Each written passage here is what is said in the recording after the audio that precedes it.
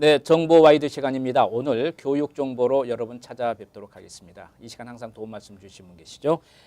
뉴저지 EMI 헤드 디렉터 조준용 선생 자리에 모셨습니다. 먼저 인사 나누겠습니다. 반갑습니다. 네, 예. 안녕하세요.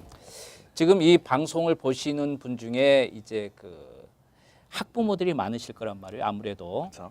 학부모들 바쁘게 매일 일상생활을 하다 보면 어머 방학이네 이제 곧. 그렇죠. 예? 네. 이 애들 어떡하지 이제 이런 경우가 많습니다. 차라리 이 부모님 중에 한 분, 특히 이제 그 어머님이 집에 계시면은 그래도 좋은데 양쪽이 전부 다 일을 하시는 분들이 많잖아요. 맞벌이 그렇죠. 부부들이. 네.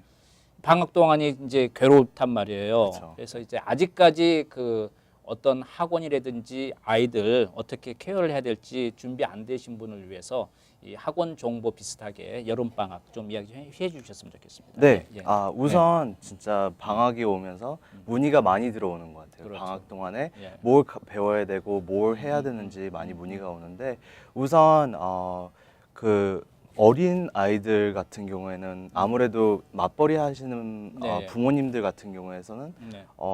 애들이 어디 있어야 되고 네. 지금 좀 돌봐줘야 되는 공간도 그렇죠. 필요하고 그리고 조금 나이가 든 학생들 뭐 6학년, 7학년 애들은 이제 또 고등학교를 준비를 해야 그렇죠. 되는데 예, 예. 공부도 해야 되고 그리고 좀 읽을 수 있는 시간 뭐 조금 효율적으로 서머 베케이션을 네. 효율적으로 보낼 수 있는 시간이 필요한데 좀 지금부터 이렇게 차근차근 알아가셔야 되는 시간이 네. 됐으면 좋겠습니다. 이 방학 기간이 지난 시간에도 말씀을 해주셨습니다마는 다음 학기를 준비하는 그런 시간으로 해야 되고 특히 그 책을 좀 많이 읽을 수 있는 그런 시간이 될 수 있잖아요. 그렇죠. 근데 사람은 어쩔 수 없는 것 같아요. 어른도 마찬가지인데 어린아이들은 자기가 놀고 싶지만 도서관에 있으면 조용히 책 그 환경에 맞춰서 책을 읽을 수밖에 그쵸. 없잖아요. 네. 근데 혼자 그냥 집에 놔두면은 책을 안 읽게 될 수밖에 없어요. 왜냐하면 그럴 수밖에 없죠. 요즘 여러분 집에 한번 보십시오. 얼마나 게임 콘솔이 많고 그다음에 스마트폰 시작해서 혼자서 즐길 수 있는 게 너무 많아요. 그렇죠. 그렇죠? 네. 그래서 이제 그 책도 많이 읽고 그런 프로그램들이 있겠죠. 예. 네, 그렇죠. 우선 진짜 네. 게임 같은 거나 뭐 놀 게 너무 많아가지고 그렇죠. 학생들이 옵션이 있다는 게 그게 우선 문제인 것 같아요. 그렇죠. 네, 방학 동안은 조금 누가 좀 잡아주면서 이거는 이 시간대는 뭘 공부해야 되고 이 시간대는 좀 운동을 좀 해라 그런 거를 지도가 좀 필요한 것 같은데 네, 아무래도 그게 이렇게 좀 알차게 보내는 게 메인 컨셉이고 그리고 학원에서는 조금 공부 위주로 하기 때문에 네네.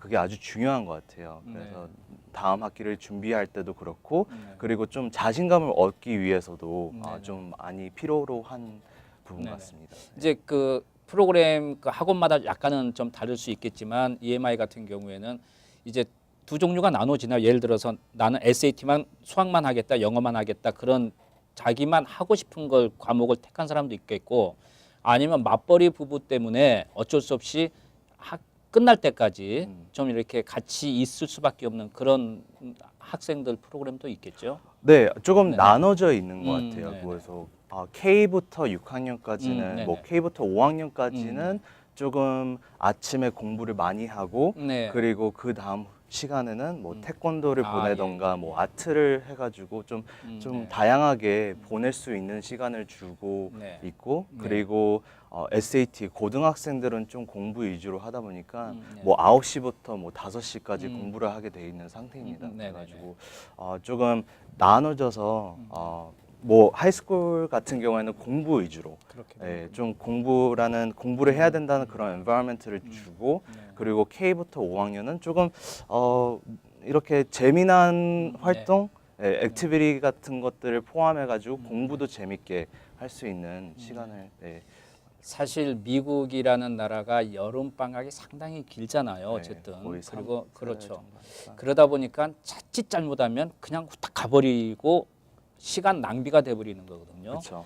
학생 입장에서는 뭐 3개월 동안 막 재밌게 놀고 즐기면 즐거울 것 같지만 지나고 나면 후회할 수밖에 없잖아요. 그쵸. 남들이 이렇게 했는데 나는 괜히 이렇게 놀았네.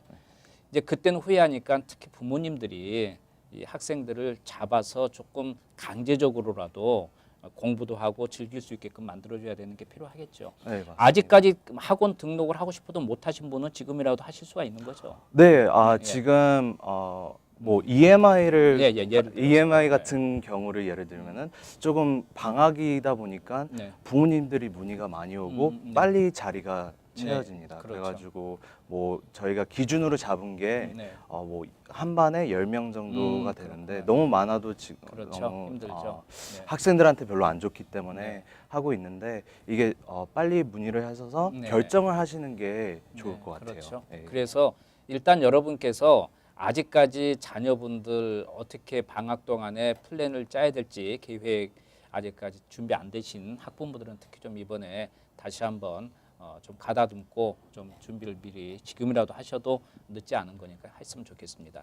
그다음에 이제 이 자녀들이 아무래도 공부만 하다 보면 하나 좀 놀고 싶어 할 수 있잖아요. 그러나 좀 집에서는 이렇게 좀 풀어주는 게 좋나요? 어떤가요? 학원 다니고 끝나고 오면.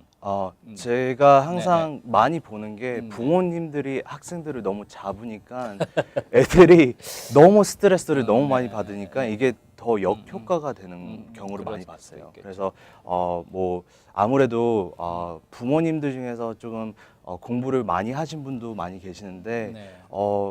결국에는 부모님이시더라고요. 그렇죠. 아무리 교육자시더라도 맞습니다. 애들은 애들이 예, 예. 자녀들이다 보니까 네. 좀 다른 뭐 튜터가 되던 뭐 선생님이 다른 사람이 조금 지도를 해주는 게 더 효과적이고 집에 올 때는 좀 포근하다. 예, 예, 조금 공부를 열심히 했으니까 이 자리에서는 좀 맛있는 것도 예, 먹고 예, 맞습니다. 그리고 좀 즐거운 시간을 가질 수 있는 그리고 뭐 조금이나마 뭐 게임 타임도 줄 수 있는 그런 시간이 그렇죠. 있으면은 예, 예. 더 효과적이라고 봅니다. 집에 와서 네. 너 오늘 배운 거 이야기해봐. 뭐 너무 그러지 마시고 그쵸. 학원에서 맡겨두고 오면 좀 편하게는 놔두고 좀 여유 있게 즐길 수 있게끔 좀 이렇게 풀어주는 것도 맞습니다. 필요할 것 같습니다.